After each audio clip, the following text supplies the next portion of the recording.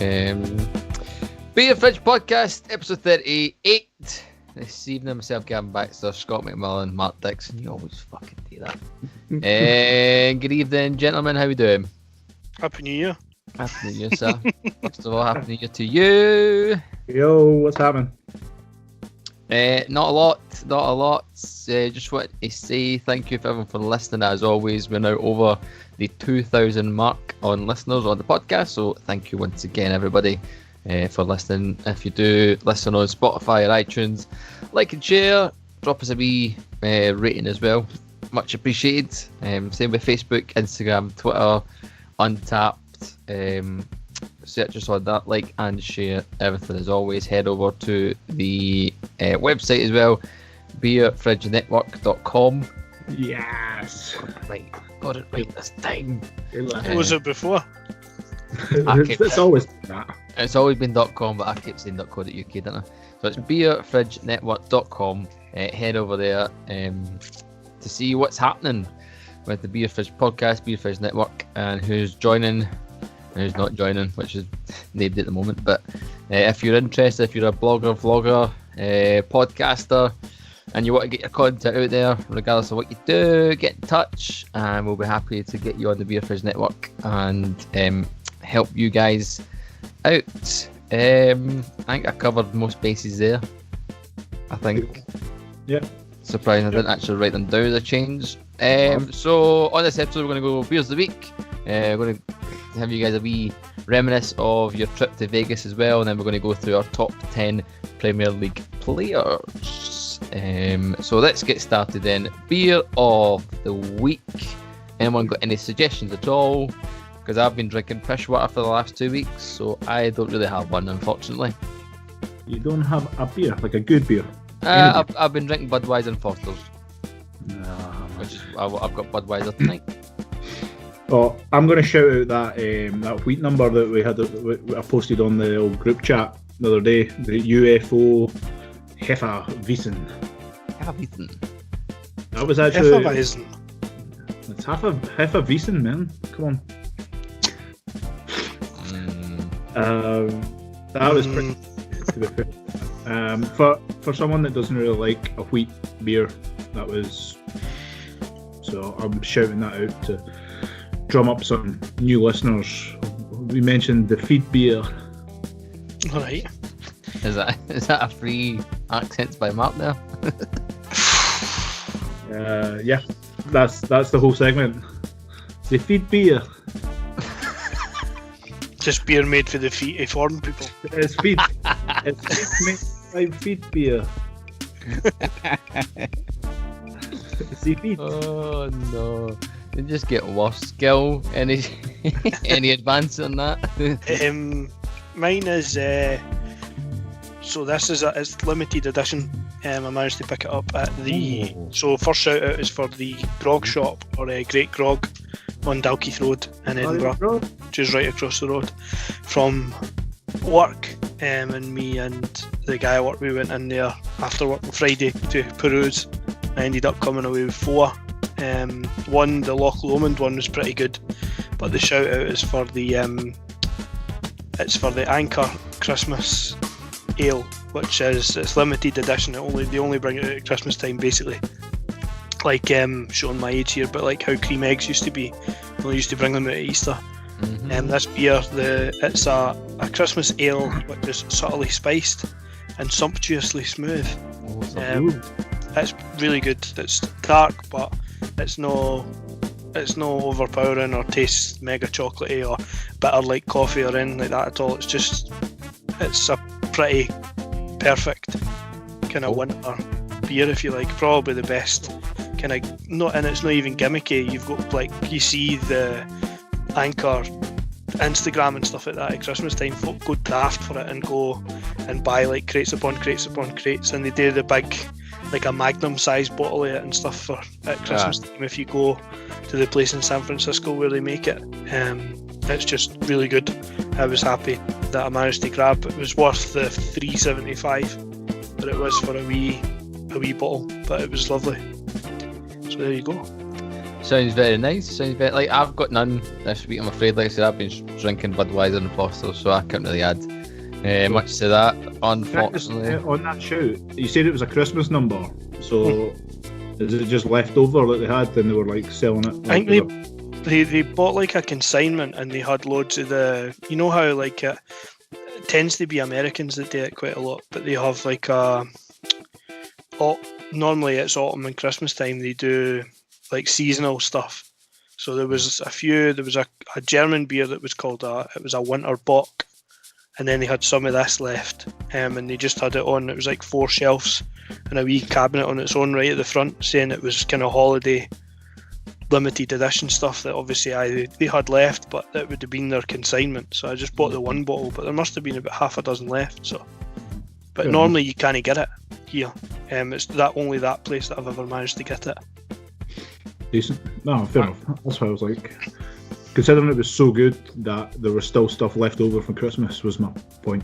I don't think a lot of people will know it. Like it's I've never heard of it.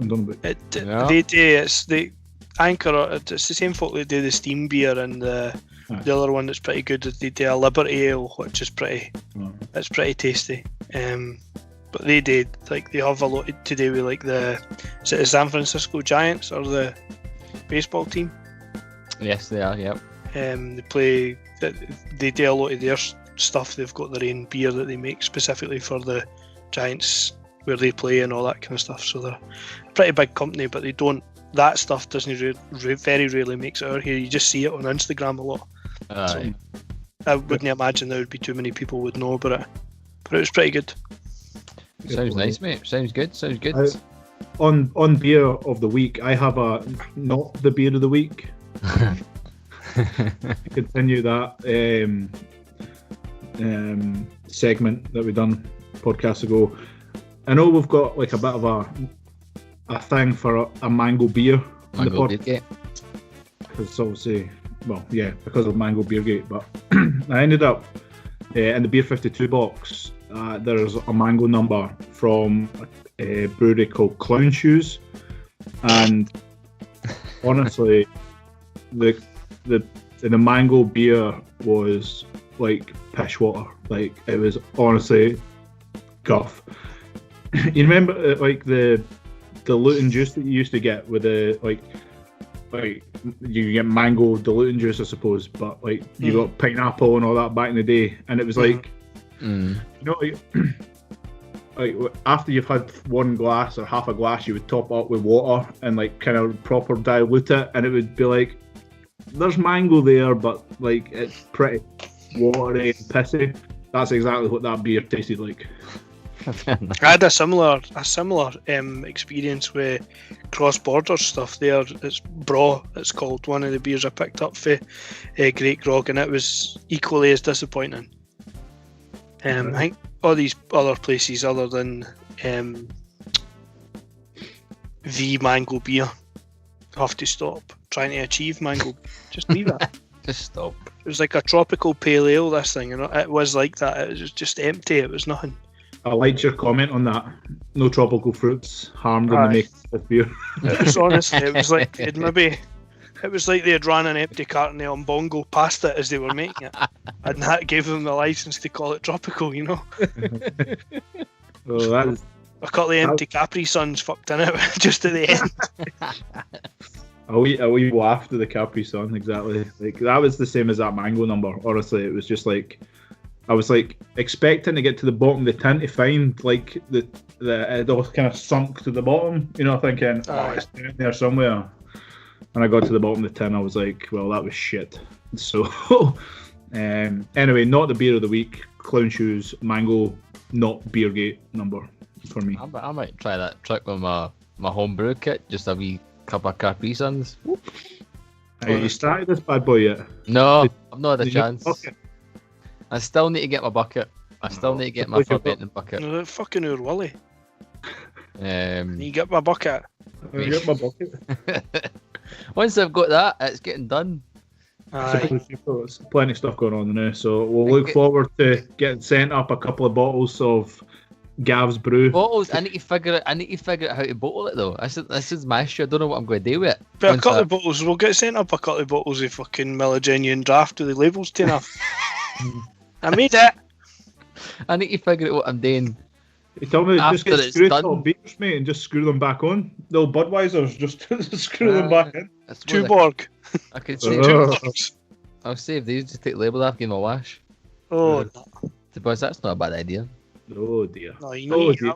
I'll get rid of some actual ales for you, and you can put them in a proper bottle. See, I would like if I'm going to put it in a bottle, I would like a nice bottle. Have you got a cap press? Hey, can you? Oh, What the fuck?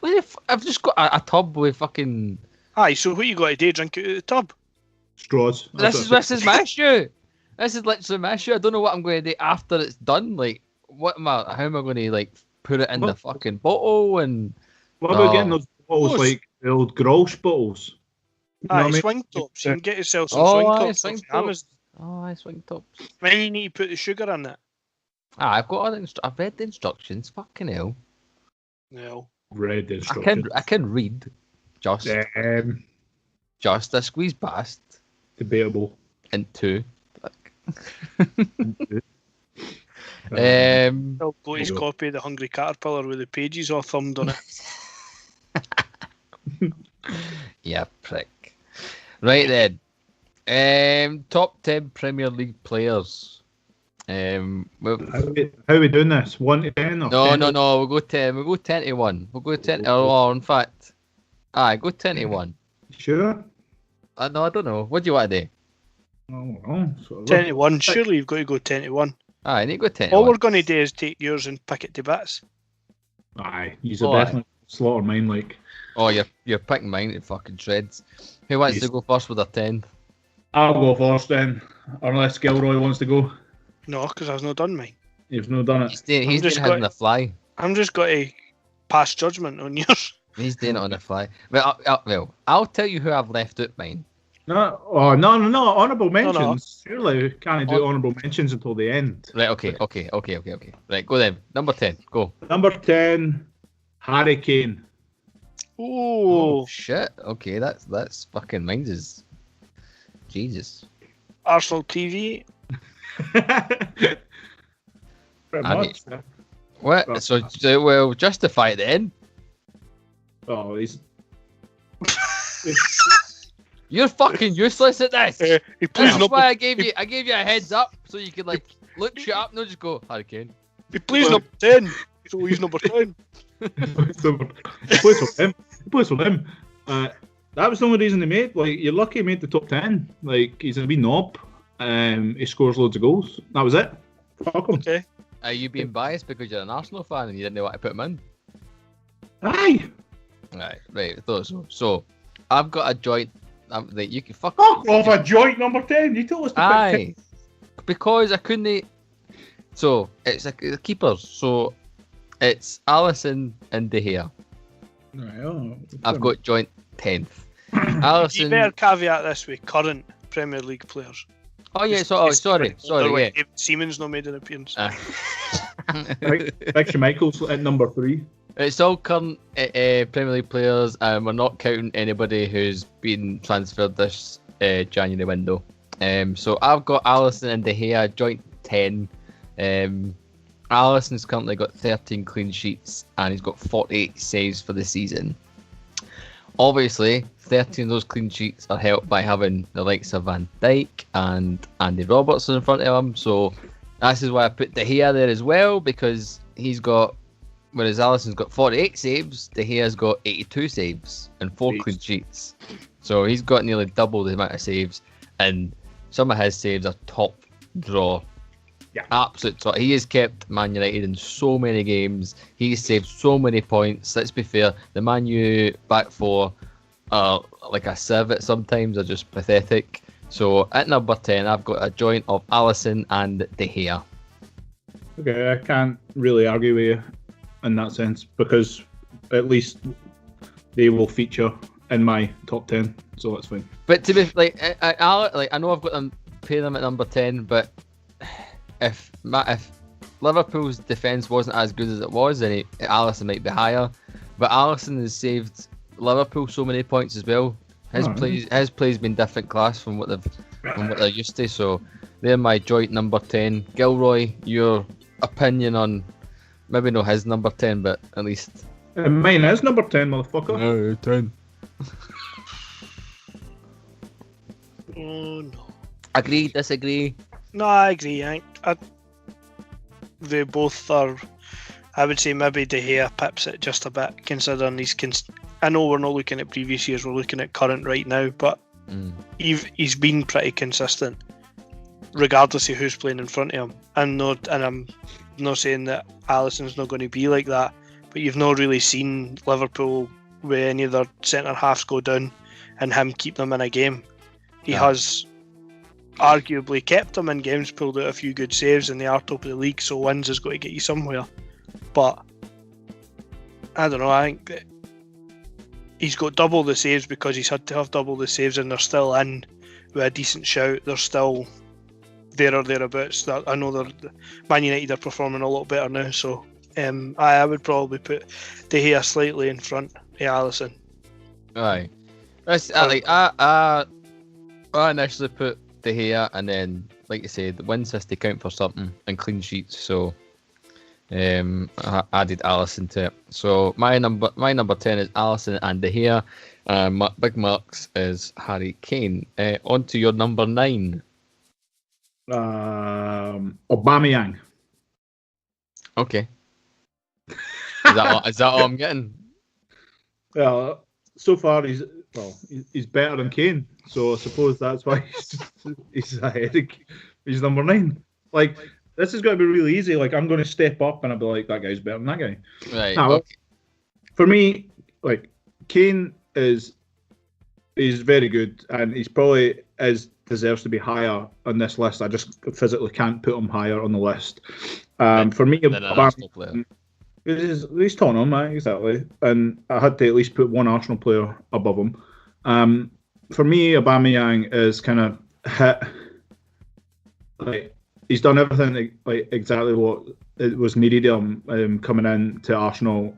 He was obviously prolific at Dortmund, and coming into the Premier League, he's scored goals, and he's kind of been Arsenal's like most like consistent player, I suppose. I know Lacazette's been pretty decent, but he kind of gets subbed quite a lot and comes off the bench, but still performs really well. Whereas Aubameyang, he's played on the point up top, he's played off to the left, he's played off to the right, and he's kind of been Arsenal's main threat all season, and he's obviously scored plenty of goals to kind of back that up. So I had to have an Arsenal player in my top 10, and I had to make sure he was above a Tottenham player, hence the reason 9 and 10. Fair play. I chopped and changed my number 9 so many times. I had you got 2 in there too? No, I've just got 1. The rest I've only got 1. I did have Marcos Alonso there, but I took him out. Ooh. Nearly put Raheem Sterling in there, but I took him out. Ooh. But I finished with Paul Pogba. Ooh. Controversial. However, under new management, he's playing the way he was playing when he was with France in the World Cup. He's got freedom. He has got 8 goals this year. He has got 7 assists. He averages about 60 passes per game. So he is the main man for Man U. He controls the middle. He controls absolutely everything that team is doing.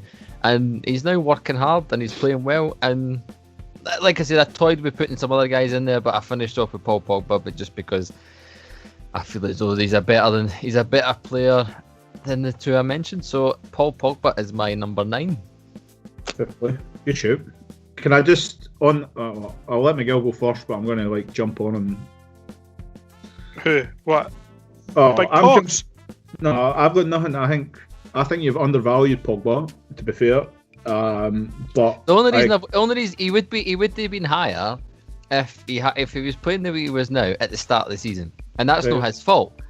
That's just the system that he was in. But the performances he's having, and he wasn't playing bad. He just wasn't in the right position and getting in the right spot. So, by the end of the season, he'll probably will be 4 or 5. But at this at this time of the season with like 16 games or whatever it is left, Pogs is my number 9. That's a fair shout. The one I'm going to jump on at you is, you mentioned Raheem Sterling. So does that mean he's not in your top 10? No, but he's no, he's not. I know, that's more controversial than Pogs being 9. I don't know how you can. He's pretty influential. I penciled him in at 5 basically, but I ended up switching him out for somebody else. What? So you had him at 5 and then decided he wasn't going to make your top 10? Aye, I took him out. Fucking hell. Right, who have you got? What? Or you've got. So what? Are you on 8 now? Are you? On 8. I'm on 8. Are you just going to like criticise us, Gil, since you've not done this? Aye.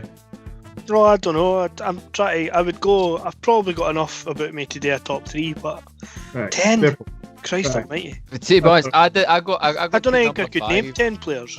I could name you my fantasy team, but they're shite enough. That's true. Right. Anyway, moving up the list for me, I kind of like, I didn't struggle at this point, right? But I was like what you said about like overvaluing somebody and not pretty much. But I went with Virgil van Dijk at number 8. What? For me, I'm making an in-game change here.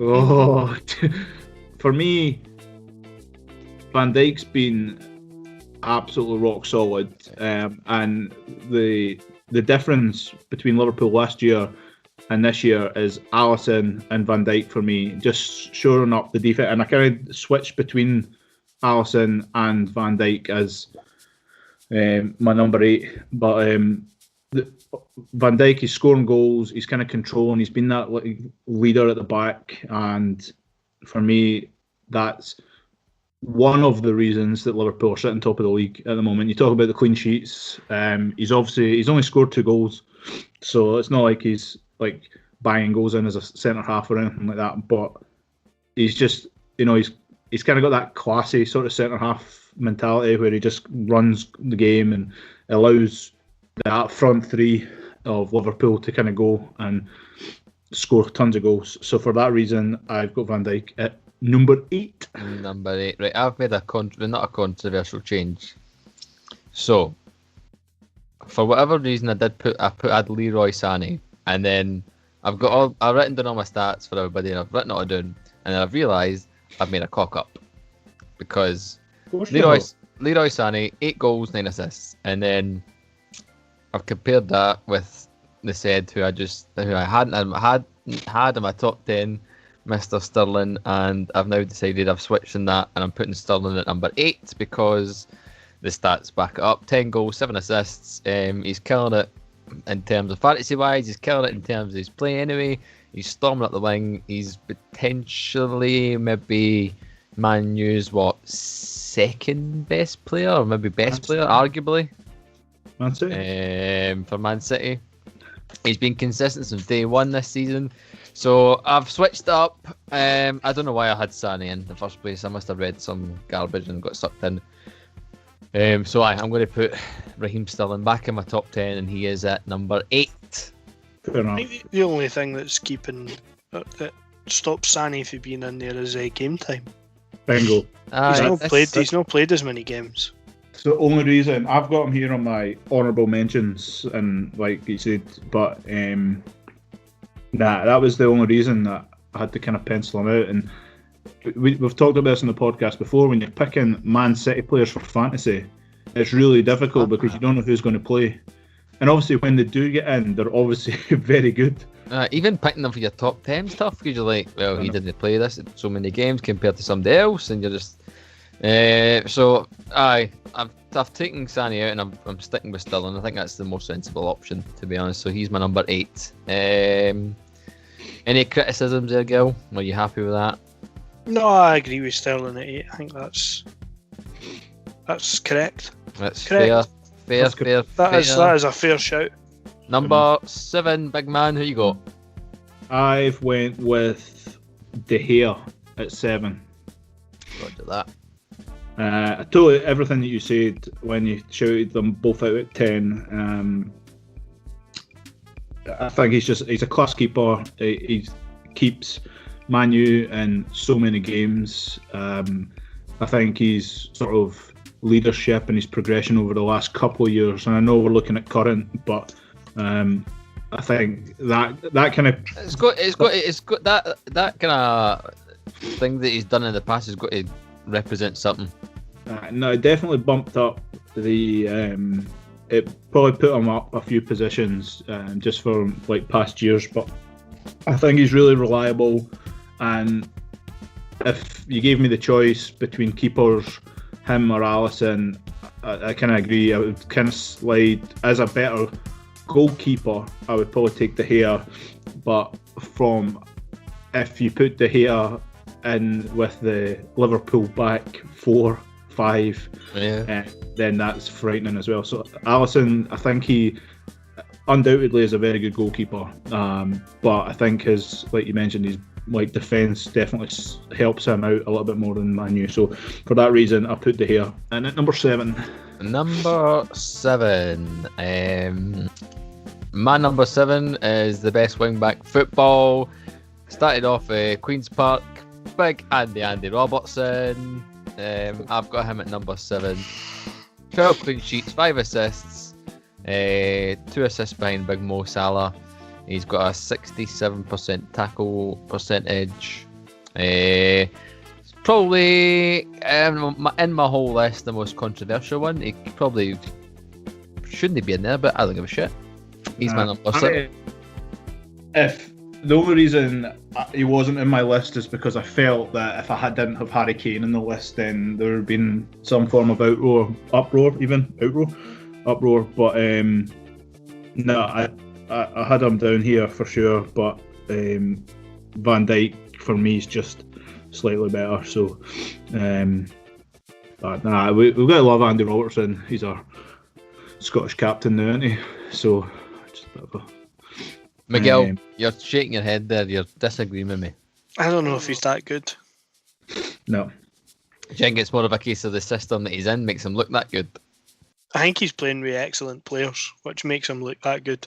You see the difference when, not that Scotland have been playing terribly their last couple of games, but he definitely feeds off the fact that it's easier to play with good players. And Klopp's got him as one of the guys that I know he is. He can be creative. He's got good delivery, which puts him a couple of slots above a lot of, I think, wing backs in the league at the moment. There's too many of them. Can he cross the road? He's got a good delivery, an excellent delivery, which makes it him stand out. But I don't know if he's that. I don't know if he's in that area of the top 10. He might be swap him round with Sterling, maybe. Mm-hmm. If you were better than Raheem Sterling. No, swap them round. All right. So that you would put them behind. You would put Robertson behind Sterling. I think Sterling in your list may be slightly undervalued considering how much he brings. Probably. To be fair, probably. I understand why he's in the top 10. Maybe just his position slightly. To be honest, for me, like the 10 to 5 was quite tough. 1 through 5 was easy. It was aye. We'll see if we get there. Well, it could be shit. But Andy Robertson is my 7th place in my top 10. We move on to number 6. Here you go. You've already mentioned him. I have went with Paul Pogba. Pogs. For me, I'm a huge Pogba fan. And I know Mourinho just sucked the life out of him, to be fair. It made him captain, took the captaincy away, sat him on the bench, all that kind of stuff. But for me, I think when he's at full tilt and playing like he's playing right now, and I've got him at 6, but I think he probably could be higher, in all honesty with you. But I just think he brings everything. He's strong, he's powerful, like you say, he's passing, he controls the game for United, and for me, he's United's best player in my opinion. So for that reason, I've got him at number 6. If Pog's at full tilt, he's one of the best players in the world. Easy. Yeah, for sure. Easy. Number 6, I've picked Pierre-Emerick Aubameyang for my number 6 player. 14 goals this season. Overall, he's got 36 appearances and 24 goals in that time for Arsenal. That's a good return on appearances. He is playing tremendously well this season. I believe he is either third in scoring or second. I've not got that written down for whatever reason, but I believe he's either second. I know what, he is third. And he's been killing it. And he showed it at the end of last season when he came in. He was prolific. And he's shown it again this year. He kind of started a wee bit slow, but he's picking up pace. So Aubameyang is my number 6. Miguel, agree, that disagree? Seems a bit. I think maybe Pogba's been slightly overvalued. Yeah. I don't know. I know what you're saying about him having had the life sucked at him, which isn't all entirely his fault. But you've got to have two. I know Mourinho was horrific to get on, and I was probably he's my enemy number 1 as far as football managers are concerned. But he's got to also. I don't think you can always say that Pogba was entirely blameless. No. He obviously down tools at some point. So Sure. maybe at the end of the season that tune might have changed depending on how Man United get on. Based on the last few games, yeah, it looks to have made the difference, and he looks to be back to firing on all cylinders like he did at the World Cup. But I don't know. I think he's maybe he's not at that stage where he breaks into that top 6 yet. No. Aubameyang, I understand. Strikers are at a premium. You see the difference that it makes when you've not got one. Like Chelsea. Yep. They can create as many chances as they want. I think against Arsenal, if you look, there was a point whereby they were 63% possession or something like that, and had no shots on target. They had the post twice, but they had no shots on target at all. Yeah. Which the only other team, I suppose, that you could point out that didn't really, although they have a striker, have kind of made that no really having a proper, like your number 9 who plays up front and are pretty successful as Liverpool. But they have that kind of transition, and you don't know who's where between that kind of top or front 4 that they've got are interchangeable. So that makes sense. Then they're successful, but everybody else has got either an Aguero, an Aubameyang, a Harry Kane up there, and they're priceless. So I understand that one. And he's playing really well. He's really good. He is indeed. Right, moving on, number 5. I have Raheem Sterling. That's why I was a wee bit shocked when you said that he didn't even make your 10 originally. I kind of made a mistake there. I'll own up to that. And he's probably too high on my, or not high enough, I should say, on my list. But whatever. That's it, and that's the whole point of it. It's debatable. For me, I think he's indispensable for Man City, just the way they play. He's obviously scoring goals for City, but the chances he creates, the runs that he makes in behind as well, I think is one of the key aspects. And you don't make the top 5 by making runs. He's obviously productive when what he's doing. So for me, I kind of tossed him, like I had him up a wee bit higher than that, and then I've kind of kicked him down slightly. But for me, I think he's definitely a top 5 Premier League player this year, anyway, for sure. This year, fair enough. I've got his teammate Sergio Aguero at number 5 with 10 goals, 6 assists this season. He is when he's healthy. He is Man City's top target. He's a threat up front, and I think any Premier League team would love to have an Aguero up front.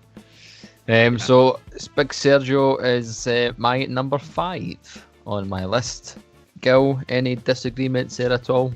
No, I agree. I think he's about that kind of level. He's maybe production has dropped off a wee bit compared with his kind of prolific seasons the last 2 or 3.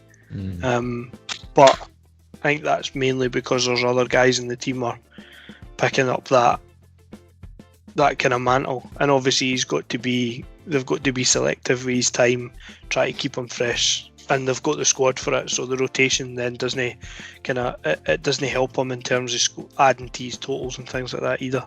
Yeah. His usage, to use a basketball term, his usage rate or whatever is decreased based on them having kind of equal strength in his position with Jesus and so many other attacking options on the field at the same time as him, all willing to take chances as well. And I think he's adjusted well to that, but he's deserving. He's definitely a top 5. Even like you said, even with those decreases in playing time, he still managed to get 10 goals and 6 assists. So he's still getting the production at the man. For me, this will kind of leads in, to suppose. But for me, he's the best striker in the Premier League. Like Aguero, I think he does everything. Like, he's a threat in the air, even though he's like 4'5". He's he can score with both feet. He's quick. He can beat a player, and he's not scared of shooting from outside the box and all the rest of it. So for me, when I was doing the top 10, I was sort of thinking, right, well, kind of who's the best players in each position, and then sort of like, right, how would I then rate them from there? So for me, Aguero was the best striker, so I was like, great, well, there's no other striker that's going to be above him, if you know what I mean. So, which kind of basically leads me in, because he's my number 4. So I suppose I'll just shout it out, because obviously it just runs in nice and easy there. But and it's for that exact reason. When I'm looking at it, I'm thinking, like, every time he's on the field, like, you're like, he's going to score goals, or he's either going to score or he's going to create a goal for like a teammate. So simple. Number 4, Aguero for me. 4. My number 4 started as my number 2 and then got dropped to number 4. Eden Hazard, 10 goals, 10 assists. He leads the Premier League in assists this season so far. Overall for Chelsea, 230 appearances, 79 goals, 49 assists. He has the 47th most goals in Premier League history, and he's the 39th currently in assists. And he is easily Chelsea's best player. And as you alluded to, Miguel, before, Chelsea not having a true striker. If they had a true striker, maybe his assists would be double that, or if they had somebody who could work off it up front, he'd maybe have more goals. Yeah, and he kind of started the season quite slow. He wasn't getting played as much, and he's kind of came into the fold a little bit more. And again, the body of work has to speak for something. So I've got Eden Hazard as my number 4, and he's got some, like, he clearly maybe not clearly. He doesn't really want to be there. He would rather go to Real or to have a move somewhere else. But he's no came out in the media and said, I want a transfer. He's not been a dick about it. He's playing out his contract. So fair play to the guy. But yes, Hazard is my number 4. Gilroy, anything? No, I think that makes sense.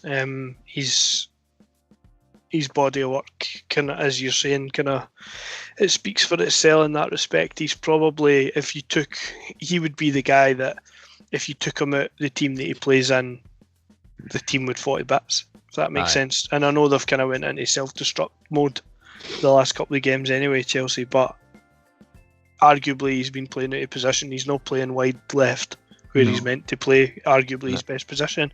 Because Chelsea have been toiling for a striker, they'll be hoping, or Chelsea fans are hoping, that if they get Higuain in, he goes back out on the left where he's supposed to be. Well, they're probably Chelsea are probably trying to do what Liverpool did with Salah. Obviously, Salah started off as a midfield player, and now he's up front. But he's still a winger, though. Like, Hazard's a winger. Like, Hazard prefers to be creative. I think he prefers to be the person that, if if defences decide to look at him and focus on him, then other people are going to be open and he can then create for them. And he's just, and if they don't, they try and watch Higuain, or when they had like a Drogba or somebody like that, when they've got anybody else, and Pedro and the rest of them benefit from it. If they don't, then he's going to take you to task. So you've got to you're going to focus on him, but the problem is that he's almost, when he's out on that left-hand side, he's almost unstoppable. Yeah. And but as I say, he's probably the most important. If you were to go in terms of importance to the team and helping them achieve their position, whatever position that might currently be, I think he would maybe even be up higher than where he is, but he definitely deserves to be in that position, like you say, when he's showed his professionalism and that he's probably desperate to get out of there, because he sees it as I don't think there's really any light at the end of the tunnel. Chelsea the owners obviously drawn up back quite far on spending. Sarri has one way of playing and it might not really suit him. He's not really getting that kind of, if you compare him with somebody like Guardiola, who gives players a lot of, although it's in quite a tight-knit system, they do get the freedom to express themselves. Probably less so under Sarri. He's probably not interested in that. He's done all that. Play under strict systems. He's probably just wanting to enjoy himself, which is difficult when you're one, no winning games, and two, in a place whereby you're not maybe playing with the quality that you used to play with, which makes a big difference. Definitely. Before we move on to our number threes, I'm just a rerundown of what we've had so far. So at my number 10, I had Alisson and De Gea. I had Paul Pogba at 9, Raheem Sterling at 8, Andy Robertson at 7, Aubameyang at 6, Aguero at 5, and Hazard at number 4. Dixon, you had? Had Kane at 10, Aubameyang at 9, Van Dijk 8, De Gea 7, the Pogs number 6, Sterling number 5, and Aguero number 4. And who's your number 3? We've just been talking about Eden Hazard, so I think it's like basically everything you guys said. For me, it could be realistically at the start of the season, it could have been higher on this list, but he's just his quality, and I think Chelsea should do everything in their power to keep him. I think Higuain, if they do manage to buy or loan in Higuain, I think just having, like, he's a total goal machine in terms of, like, at least a threat. So I think that will help Hazard as well. So he's definitely, for me, a top 3 player in the Premier League, and it was as simple as that, really. Definitely. My number 3 is Van Dijk. Van Dijk is my number 3. 12 clean sheets. 1 goal this season. He's got a 76% tackle rating. For Liverpool, 104 appearances, 37 clean sheets. The guy is he's the best centre back in football, or at least in the Premiership at the moment, easily. The guy is just a walking wall. Wowza. Number 3. Number 3. I don't know. I think I know I've got him in at 8, and I thought I was being pretty generous, to be honest with you. I thought, like, it's hot. I'm looking at my 3 right now, and I'm like I'm looking at my 5, and I'm thinking, I mean, I know he's a good player, but he's centre half, and just because of the position he plays, it shouldn't affect his rating. It shouldn't. So for me, right, whack. I've got big. Come on, weigh in, son. Because he's got him at 3, Gav's got him at 3, and I've got him at 8. Virgil van Dijk. Aye, the ex-Celtic player. Just because just because he's Celtic means nothing. That means hee-haw. Says the guy who unconsciously biased put Andy Robertson in front of Raheem Sterling earlier because he's Scottish connection and Queen Park connection. Queen's Park. One of Spiders. Absolutely horrific. Even though it's an abomination what's happening at Queen's Park, they're getting kicked out of Hampden. But anyway, that's for another day. Right, come on. It's not as if they're bringing the fans in, is it? Aye, but like the oldest team in like football history. Christ, he couldn't fill the deals. Didn't have to fill it. Volley. They got bent over. They own Hamden and they sold it for tuppence. They got fucked over because they got told they didn't need to sell it, and then now they're going to have to play in lesser Hamden. Here, they're an amateur football team. The players don't get paid. Allegedly. No, they don't. They don't. Right, anyways. Anyway, Sorry. Mark Big and Van Virgil's man number 3. On the fact that Gav's got Van Dijk as the third best player in the Premier League. I don't know if I would necessarily say he's the third best player in the Premier League. Just because Then they banged in fucking. It's not anything to do with goals and stuff like that. I agree. He's never. I don't think he's actually sprinted since in the last maybe 8 years. Doesn't have to sprint because Ever. he's He knocking. strolls, he walks through games, and his vision and his ability to put tackles in is unbelievable. It's probably unrivaled at centre half. I think probably the most in terms of he makes things as easy as possible for the people playing in front of him. And we seen it last season. Liverpool cannot sustain or have no way of sustaining the way they play football without him there. If they're stuck relying on the two centre halves they had the previous year, they toil, which we've seen. Exactly. So He does make all the difference. He's another one. Him and Hazard, I think, if you take him out of there, he allows them to play the way they play. He's the reason why Salah can go and James Milner can go and they don't have to worry about coming back because he's there, and also he's keeping tabs on if they ever have to play Lovren, he's there to make sure he's alright because he is hopeless. we said that when I said my number 10 that wins have got to mean something, and the fact that Liverpool are top of the table, they've got 12 clean sheets. It's got to mean something. Granted, Alisson's there, but I've told you the saves that Alisson made. Half of what De Gea has to do. He's the man at the back. He's the commander at the back. He makes sure everything runs right. He covers everyone's arse. He lets Robertson fuck off all the way up the wing. Right? Maybe I shouldn't have Robertson at 7. But fuck it, I've got him there. But he covers his arse. I think he's definitely the best at his position. Right, and I get that, but we're talking about the 10 best players in the Premier League, and I've got him at 8. And I don't think that's an overshoot. I think that's quite a solid position for him to be in. But I would let you meet somewhere in the middle at 6. right, well, that's fair enough. If you've got him at 5 or 4 or 5, but for me, I'm actually so that's 3. So Who you got at 3? well, I've got Hazard at 3. He's got Hazard, so you got 2. Okay, who you got at 2? I have Never seen him before. he's Arsenal's new signing. Sound effect. That'll be a fucking. I have. He's feet beer brother. I've got probably one of my favourite players at number 2, and it's Kevin De Bruyne. What? He's not played. He's not fucking played. You can fuck off. To be fair, honourable mention at best.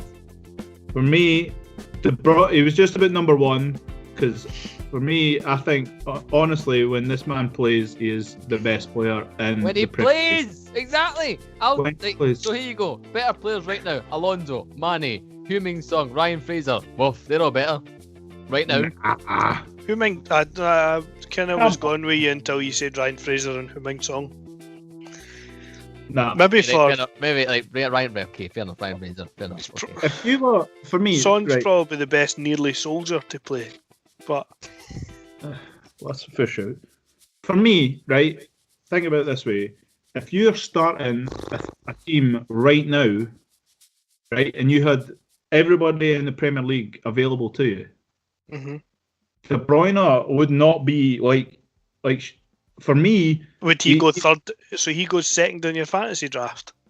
I would have De Bruyne every day of the week. I would have him I would honestly. I would, and to be fair, the only reason there's one he would be number 1 if the other guy isn't an absolute machine. The other guy should be a lock, and if you've not got the same as me, you're getting sacked. Who you got? Anyway, sorry. I don't agree with any of that. Fuck off. No, like you would not. He doesn't get in my top 10 right now. He's maybe in my top 20. Maybe he takes Andy Robertson's position. No. He does. Andy Manny, maybe. Manny is a quiet contender, I think. Manny's good. Manny. But he's not. But again, another player that I think would be absolutely hopeless in another team. Right, exactly. That's it. Or at least nowhere near as good. That's Put him in West Ham. Kevin De Bruyne is an absolute baller, and like for me, like he does everything, absolutely everything. You're a bit due to get slapped. That's horrendous. Right, number 2 for me, Harry Kane. 14 goals this season. He's got 175 appearances overall. He has got 122 goals overall for Spurs, and he is the 17th all-time leader goal scorer in Premier League history. I know you hate this, Dixon. Couldn't give a fuck. But Harry Kane, for me, when he's on the pitch, he's the second best player in the Premier League. He's been prolific, and he's showed his quality at the World Cup, sadly. How much I hate watching England score.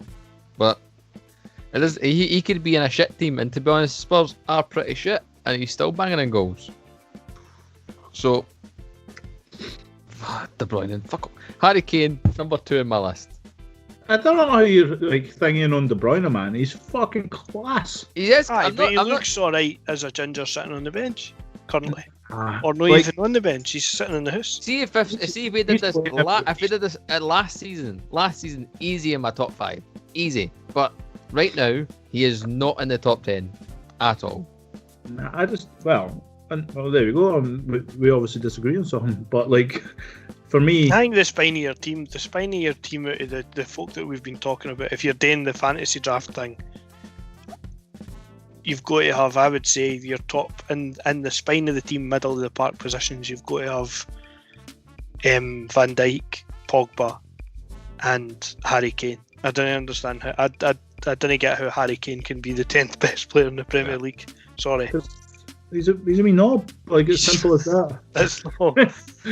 I know that I understand why he's there, but I would flip that. I would say he's up there with arguably the most important.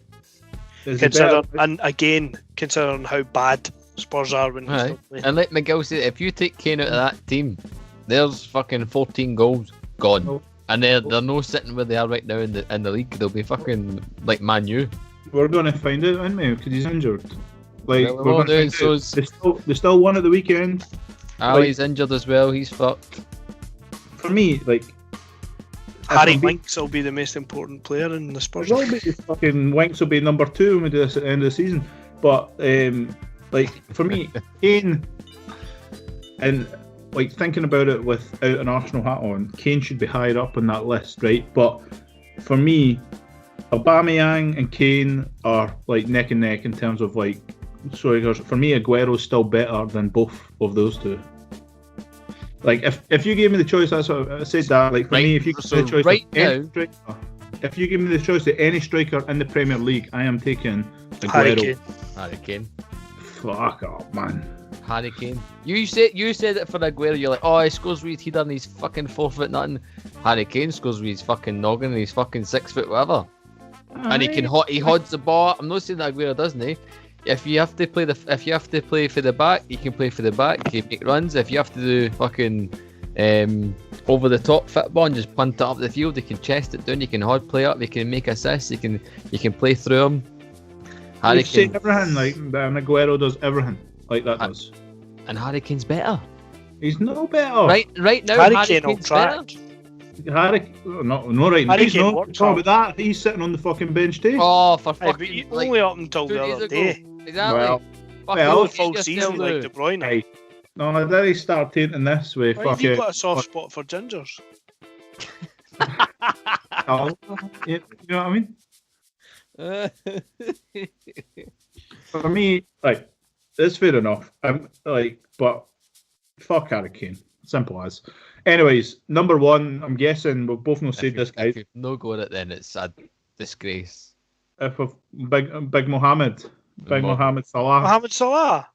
Big Mohammed Salah, he has to be number one. If he's not number one, then you're an outrage. What the fuck is that? If you watch it on It's a YouTube, torch hat. Is that Tammy. when you go? Is that when you go for a walk at night so you can see the dog? Yep. Tammy Torch. Tammy Torch. Tammy Torch. Big Mo Salah, 16 goals, this season, 7 assists. Obviously last season's Golden Boot winner, player of the season. Overall, 72 appearances, 50 goals, 18 assists for Liverpool not this year, since he's been there, I should say. Here's an interesting fact for you on Mohamed Salah. He has not received a yellow card this season. Oh, he's obviously no Should've been fucking booked working Even though he dived like a big badger. He's like, what? He's a diving bass. How does he do it? Fucking hell. That was the easiest pick out of the 10, to be fair. Aye. I'm at number one. Number one, like, we've debated, obviously, and we've argued. For me, like, the best, like, him, he's like head and shoulders above everybody in terms of like his effect. Like, there's no like a fear when Mohamed Salah's on the team sheet. You're just like, you'll be sitting there going, shite. I need to deal with him all game. And he's still even though it doesn't matter, you could man him up all game, just have somebody follow him about. He still gets banged in 2 goals.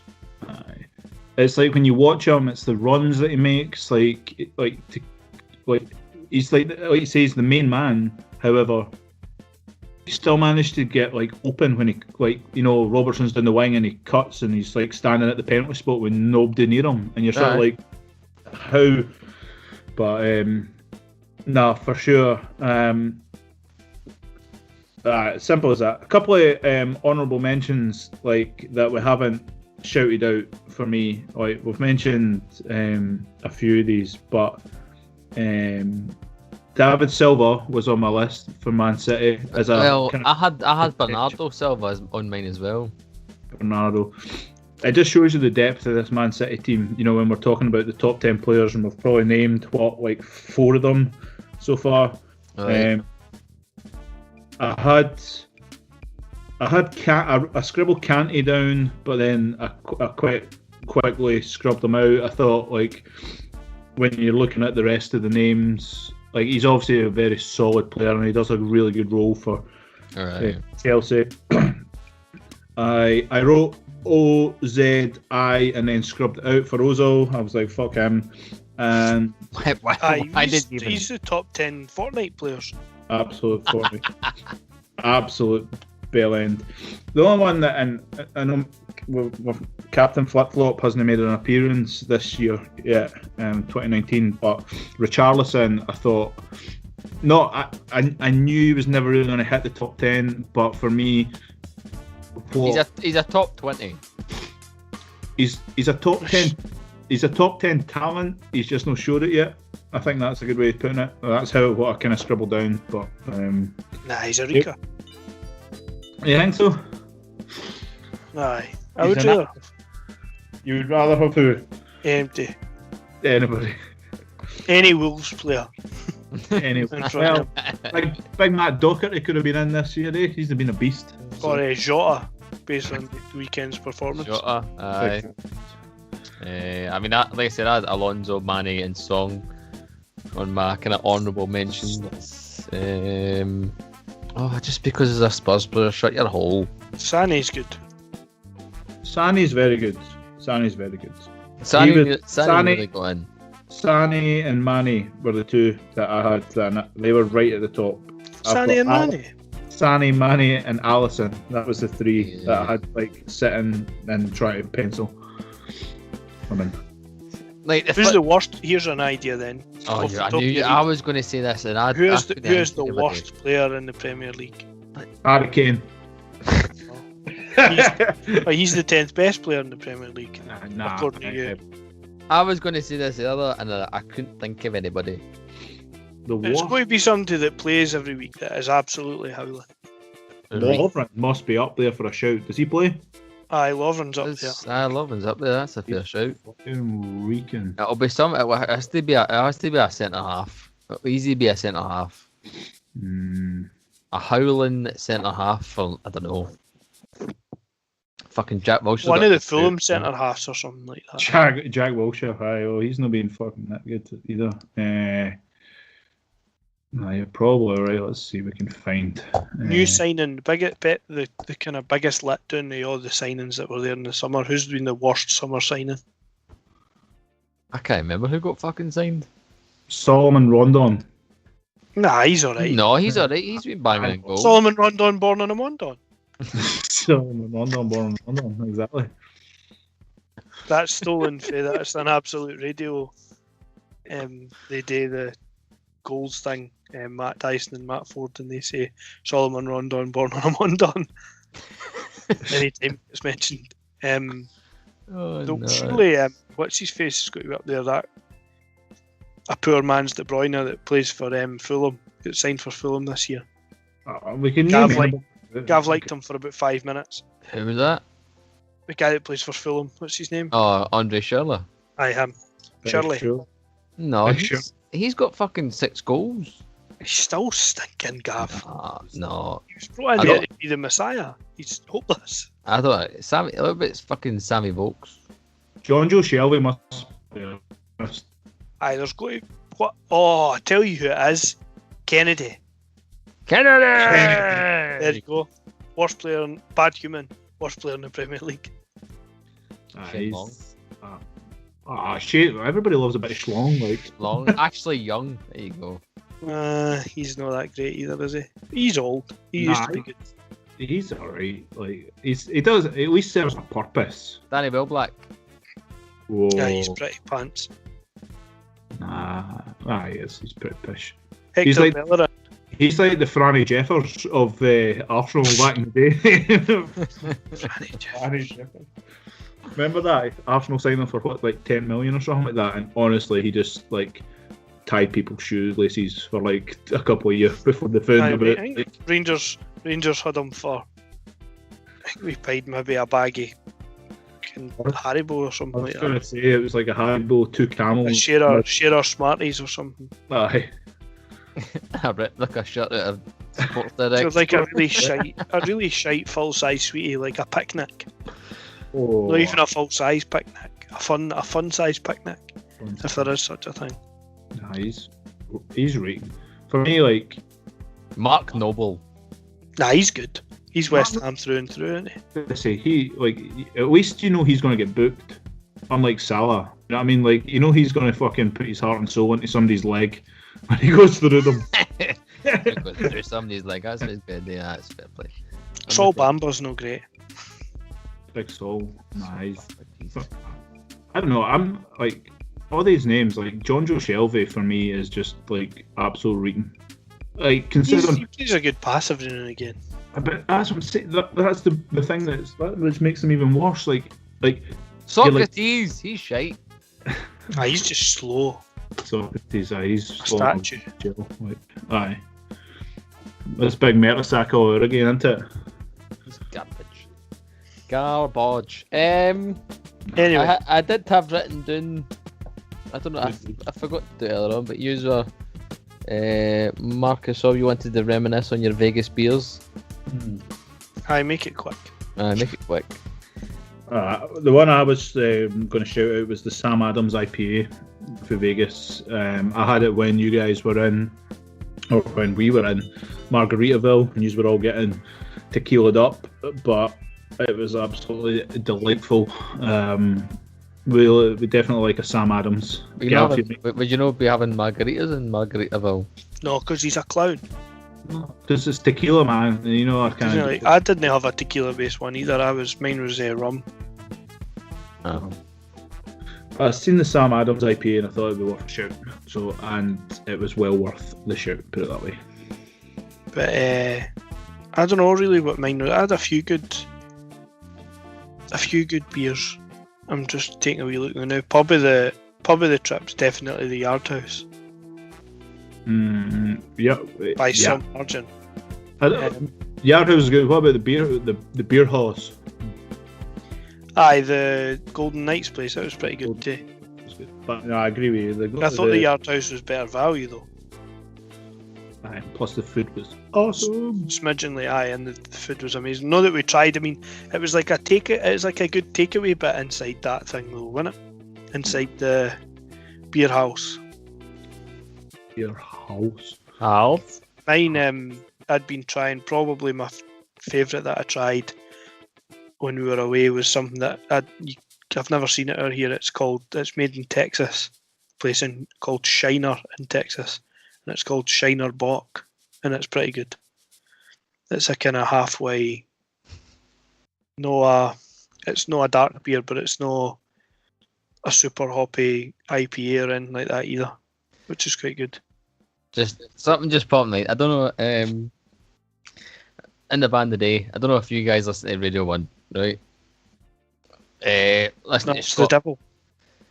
No, it is the devil, but Scott Mills is funny. So I want to listen to Scott Mills, and they do this thing where they phone up a company with a funny name, and it was this liquor place in Ireland, and it's called Muff Liquor. The Muff Liquor. Muff Liquor. Oh, it was like Grafton Muff Liquor. How can you keep a straight face every day? I suppose it would get old. No, it's too funny. Oh, it's like, it's a place in Ireland, Donegal called Muff, and then obviously they make liquor, so they're called Muff Liquor. Perfect. All they need now is a fucking diving club. Did you name any you're talking about daft names for stuff? Did you name any of your daft Vegas-based beers that you had? I'm looking at a couple of them here. It was Bad Beat Hoppy Times. Bad beat. That's made in Henderson, Nevada. There's Big Dog's Dirty Dog IPA. But that was actually Big Dog's Dirty Dog. Big dog. Aye. What else was there? I'm sure we tried to get one that wasn't there. There was. There was one called Kilt Lifter. We didn't manage to get. There was a Blood Orange IPA, 21st Amendment. Did anybody have that? I can't mind. We had the Blood Orange number in the golf place. That was Latitude 33 Brewing. That was decent too. You were on the Sierra Nevada. You had that a couple of times. It was good. It's an old fave. Hop Knot. And Shock Top. Shock Top. There you go. Shock Top's good. Shock Top's good. It's like a better tasting version of Blue Moon. Oh, okay, aye. Blue Moon. Oh, please don't. On that note, on the blue, before he starts singing, as always, head over to Facebook, Instagram, Twitter, search Beerfish Podcast, like and share everything over there. If you're watching on YouTube, I believe it's either over there, or it might be over there. Hit the subscribe and hit the big bell. Bada bing, bada boom.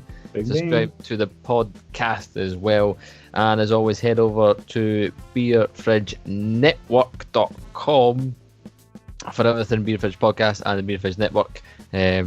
Hopefully get some things put on there sooner. But unless there's anything else I've missed or anything else you want to say... No. Nothing good. Said enough. Kevin De Bruyne, second best player in the Premier League. Oh my fucking god, shut up, Ginger you lover. hole. Anyway, guys, we'll catch you next week, eh? Peace out. Cheerio. Goodbye, love you, Kevin De Bruyne.